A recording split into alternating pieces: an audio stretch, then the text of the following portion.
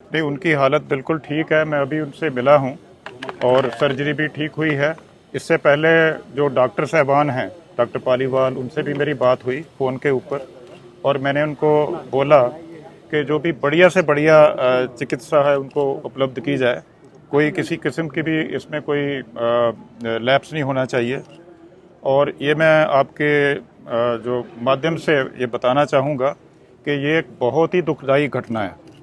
हम पुरजोर निंदा करते हैं इस घटना की और एक मंदभागी घटना जिसको हम बोल सकते हैं, very unfortunate and shocking incident, कि वो एक प्राइवेट विजिट पे थे और इस तरह से उनके ऊपर अटैक जो हुआ है, किसी समाज विरोधी अनसर जो हैं वो इस तरह के काम करते हैं, तो उसकी पुरजोर हम निंदा करते हैं।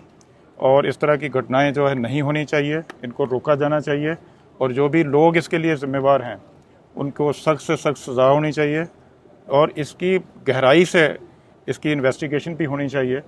ये हमारी सबकी कामना है, सब चाहते हैं। हमले का रीजन क्या है सर? सेवादार है। अब ये पूरी बात तो इन्वेस्टिगेशन के बाद ही पता चलेगी कि क्या बात है, लेकिन ये मतलब सरदार सुखबीर सिंह बादल जो यहाँ पे आए थे, तो वो एक प्राइवेट विजिट है उनकी और अपने गुरुद्वारा साहब में उनका जो अखंड पाठ चल रहा है उसके बारे में, उसके सिलसिले में आए हैं। और एक जो गुरुद्वारा जहाँ पे कुछ जो निहंग हैं उनका कंट्रोल है, वो हमारे सचखंड गुरुद्वारा प्रशासन के दायरे से बाहर है, तो वहाँ पे उनके ऊपर ये इस तरह का जो अटैक है वो हुआ। फिर मैं एक बार इसकी ज़ोरदार शब्दों में निंदा करता हूँ कि जो गुरुद्वारा के अंदर रहते हैं, हमारे पास जो कमरे हैं, तो हम उनके लिए विशेष प्रबंध भी करते हैं, उनके सुरक्षा की भी जो है वो व्यवस्था हम करते हैं। इसके अलावा पुलिस की मदद भी हम लेते हैं और इनके बादल साहब के लिए तो Z+ सिक्योरिटी का अरेंजमेंट भी सरकार ने किया है। चेयरमैन साहब, बाकी जो गुरुद्वारा कब छुट्टी मिलने वाली, क्या कैसी तबीयत? अब ये इस बारे में तो पूरा डॉक्टर साहब बता सकते हैं। मुझे लगता है कि कल तक वो डिस्चार्ज हो जाएंगे यहाँ से। नांदेड़ में जो गुरुद्वारे है ये कनेक्टिंग नहीं है क्या एक दूसरे से? जो हाँ, ये बिल्कुल आपने सही सवाल पूछा।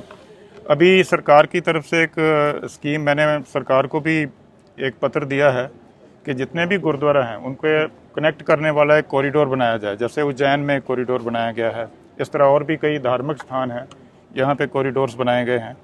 तो ऐसा ही कॉरिडोर बना के सारे गुरुद्वारा साहिबान को ना सिर्फ कनेक्ट ही किया जाए, बल्कि उसके आसपास जो डेवलपमेंट है वो भी की जाए। गोदावरी जो नदी है उसको भी विकास उसका भी किया जाए, उसको भी डेवलप किया जाए।